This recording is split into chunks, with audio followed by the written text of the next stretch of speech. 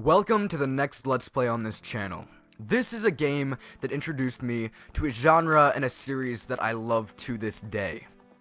Welcome to The Legend of Zelda: Ocarina of Time.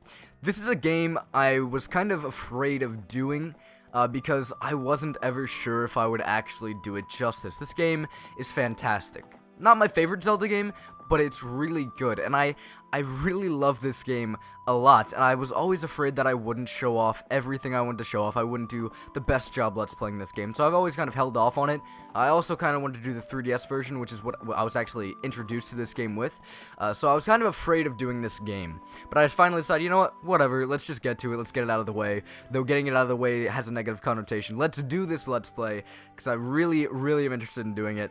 But there's a few things I'd like to talk about beforehand. First of all, this is the Wii U Virtual Console port, so that means the game is visually a bit duller than all the other ports. That's right, the Wii U Virtual Console has a few problems, specifically with saturation. This is really dull, because I don't know, every single emulated game on the Wii U Virtual Console, which is every game, it's all very dull. It's not just an N64 thing, it's not just an NES, SNES thing, it's just all of the games in general, so that's kind of weird. If it's very dull, I apologize for that.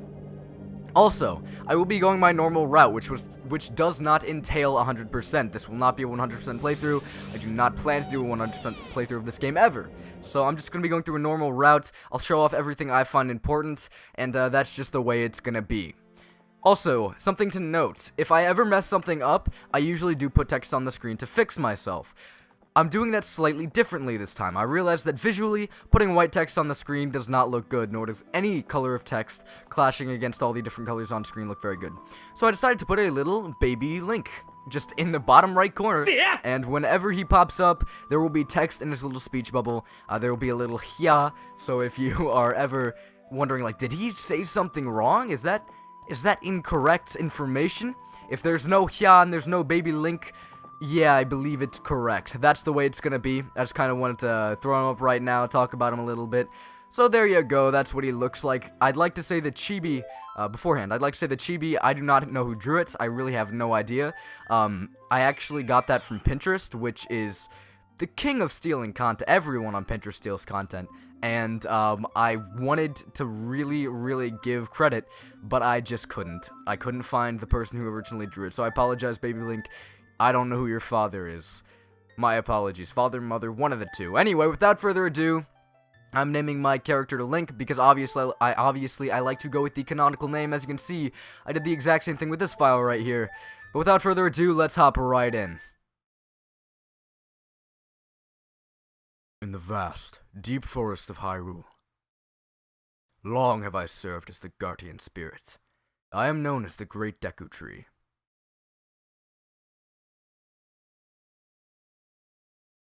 The children of the forest, the Kokiri, live here with me. Each Kokiri has his or her own guardian fairy. However, there is one boy who does not have a fairy.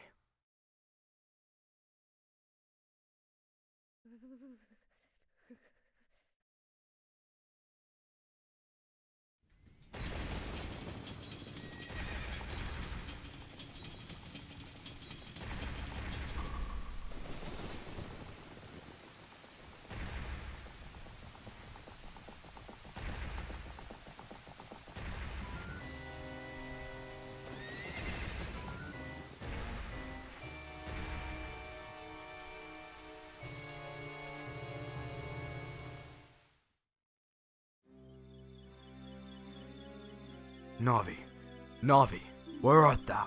Come hither. Oh, Navi the fairy, listen to my words, the words of the Deku Tree. Dost thou sense it, the climate of evil descending upon this realm? Malevolent forces even now are mustering to attack our land of Hyrule. For so long, the Kokiri Forest, the source of life, has stood as a barrier, deterring outsiders and maintaining the order of the world. But before this tremendous evil power, even my power is as nothing. It seems the time has come for the boy without a fairy to begin his journey. The youth whose destiny it is to lead Hyrule to the path of justice and truth. Navi, go now. Find our young friend and guide him to me. I do not have much time left. Fly, Navi, fly. The fate of the forest, nay, the world depends upon thee.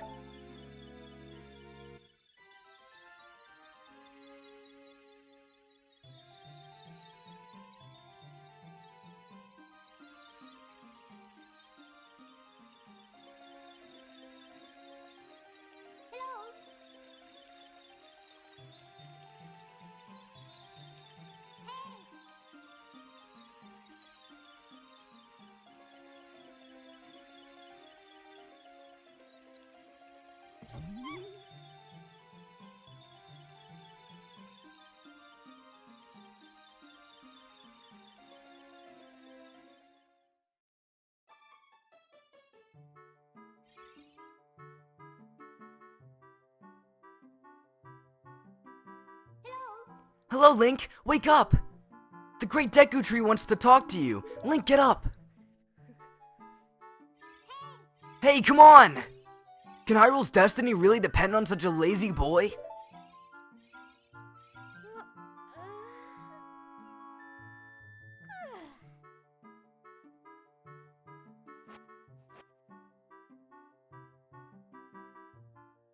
You finally woke up! I'm Navi the Fairy! The Great Deku Tree asked me to be your partner from now on. Nice to meet you. The Great Deku Tree has summoned you, so let's get going, right now! You might say that voice is annoying. I'd say I'm doing the voice just right, because Navi is one of the most annoying characters in the game, but the only reason for that is because she's tutorial. That's literally it. And if you know how to play a 3D Zelda game, then she's kind of pointless.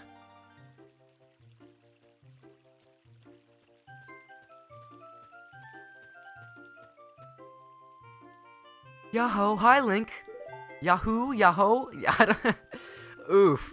Anyway, speaking about a 3D Zelda game, I will be doing my best to try to explain this, or explain the way 3D Zelda games work, just in case anyone is being daunted by the 3D Zelda game formula. I'm gonna try to make it a bit easier for you to hop into this series, because, I mean, this game actually does a very good job of explaining it on its own, but I would like to talk about it myself. Wow, a fairy! Finally, a fairy came to you, Link! Wow, that's great news! I'm so happy for you! Now you're a true Kokiri, Link! Is that right? The Great Deku Tree has summoned you! It's quite an honor to talk to the Great Deku Tree. I'll wait for you here. Get going.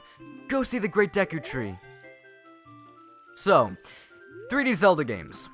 This was on the N60, I almost said Nintendo. No, oh my lord, I messed it up twice. This was on the N64. That means there was only one analog stick. The analog stick was used for movement, and there was another button that was actually used to change the camera. What I am pressing right now, I'm sorry for my commentary, I've tried to record this 3 different times, and you think practice makes perfect, but apparently not. If you press the Z button, that will do something called Z targeting. We'll learn more about it later, but it can be good for both combat and changing your perspective on the world, so that is pretty neat. So what are you supposed to do? Go talk to the Great Deku Tree, right? That is the plan. But there's a little bit of a fork in our road, and that is Mido. Hello, how are you doing? Hey you, Mr. No Fairy, what's your business with the Great Deku Tree? Without a fairy, you're not even a real man. Look, okay. Says you, that's fine. What? You've got a fairy? Say what? The Great Deku Tree actually summoned you? What? Why would he summon you and not the Great Mido? This isn't funny. I don't believe it. You aren't even fully equipped yet. How do you think you're going to help the Great Deku Tree without both a sword and a shield, huh? What? You're right, I don't have any equipment either, but if you want to I'm sorry, this voice is killing me. If you want to pass through here, you should at least equip the sword and shield. Sheesh. No matter how hard you try, this man will block your path. So you have to go find a sword and a shield. But what about the shield and the sword? Where can you find those?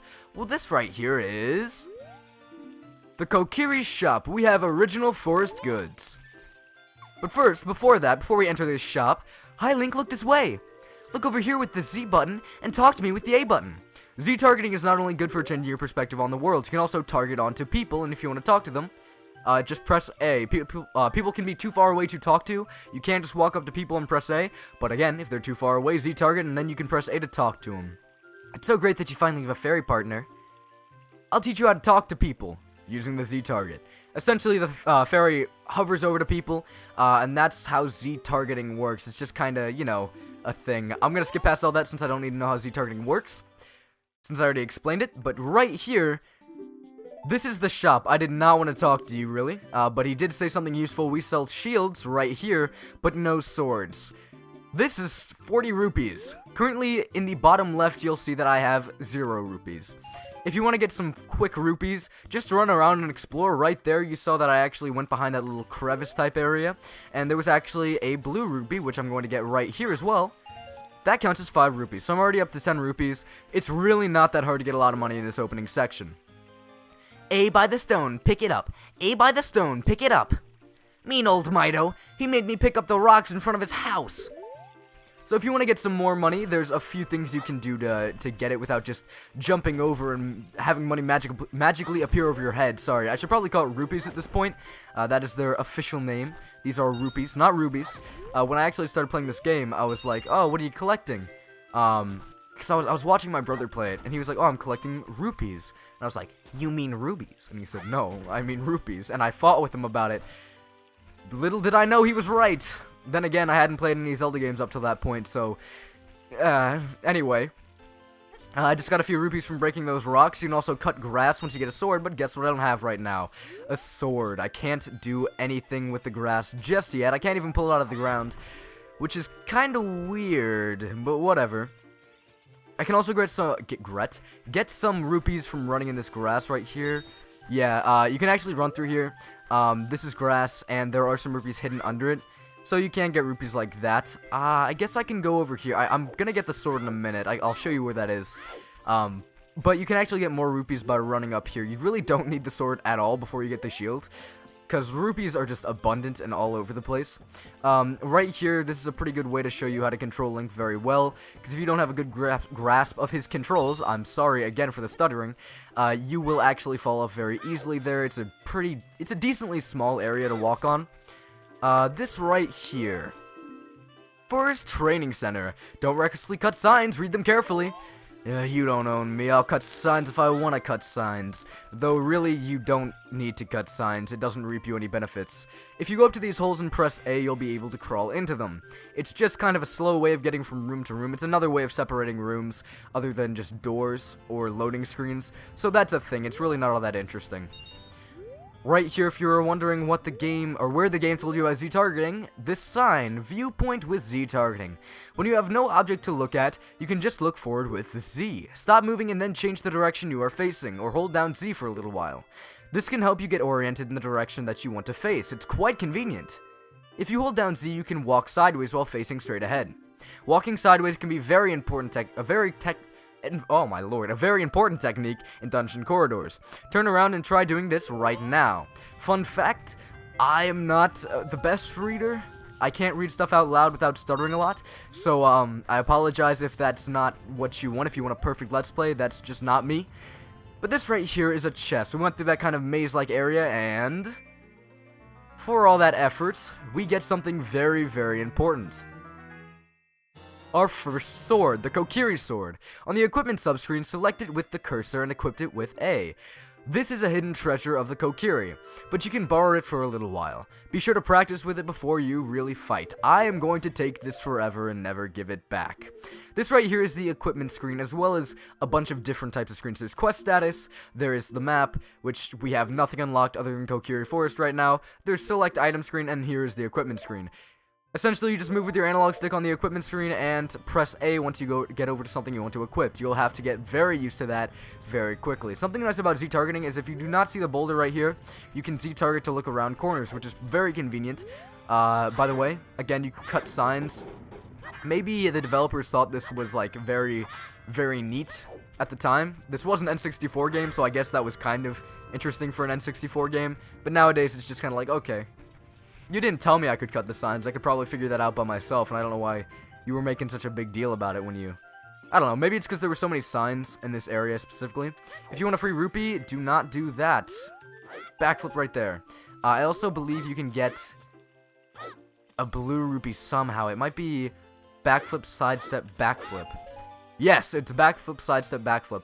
I don't know why that works, and I only found that out while watching a speedrun. But, like, you can do that now. Hole of Z. Yes, you can go through that hole. I already told you about that. Again, cutting grass will give you money. I don't need any more money. I already have 45 rupees, which is more than enough. But I can continue cutting grass and getting more rupees here if I so desired. The rupee count that I have, or the rupee cap that I have, currently is 99. So if I wanted to get 99 rupees here, cap out my rupee count, I could totally do that. Though that's too much of a waste of time in my opinion right now, so I'm not going to be doing that. Without further ado, let's buy that shield, because I have 40 rupees, just enough to get it. I did not want to talk to you. I always spam A right there, and I end up talking to him. So let's buy the Deku shield. You got a Deku shield. Switch to the equipment subscreen and select the shield. Press A to equip it. Press R, I almost said C, to crouch and defend. If you press R while Z targeting, you can move while defending. I'm good, I don't want to buy anything else. If you look, you can actually see a bit of a spoiler over here. There are arrows, though if you played the other Zelda games, yeah, that's not much of a spoiler.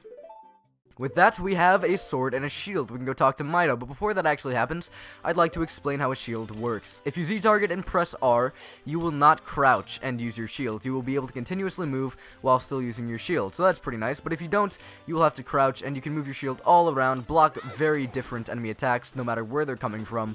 Though be careful, the Deku shield is made of wood. That means any fire attacks, well, that's burning your shield. Your shield will be gone, and you'll have to buy a new one.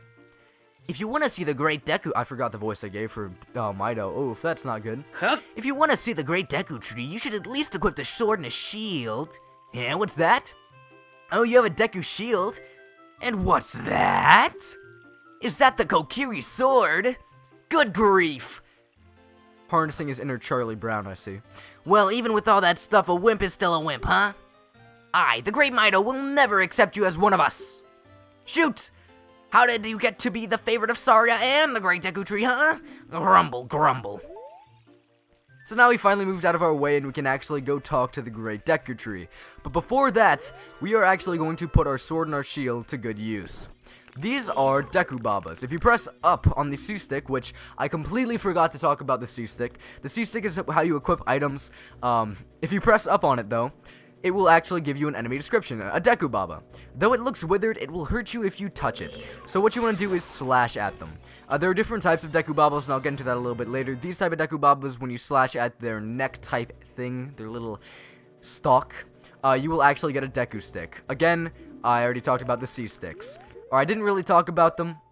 I kind of mentioned them. If you go into the select item screen, you can press different directions on the C-Stick, and you can equip different things to different C-Sticks. Right here, I have equipped the Deku Stick, my apologies, I forgot the name of it for a second, onto the left C-Stick. That means if I press the left C-Stick, I will grab a Deku Stick, and I will use it. Currently, there's not really much of a use for Deku Sticks, but once we actually enter the first dungeon, we will actually get a pretty big use for Deku Sticks, so I'll collect some right now.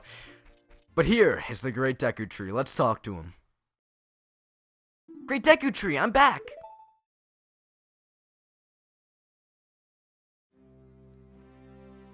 Oh, Navi, thou hast returned.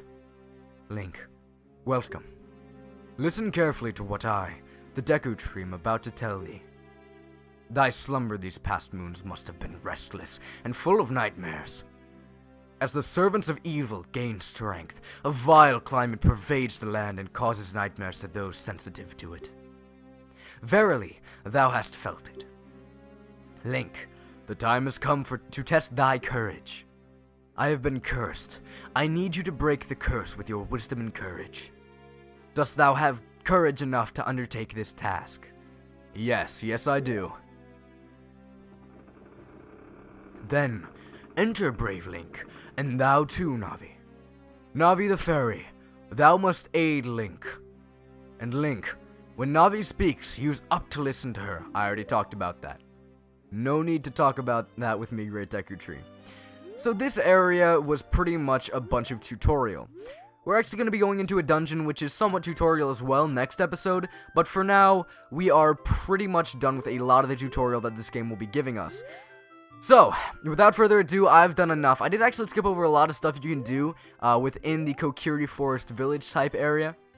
So if you want to see what's actually in there, I'd recommend buying the game and exploring it for yourself. There's a lot more tutorial stuff you could have looked into, but for me, I just found it easier to kind of explain everything. But that's enough from me. That's going to be the end of this episode. I hope you enjoyed. Again, I'm sorry if my commentary wasn't the best. I had to record this 3 times, and 3rd time's the charm.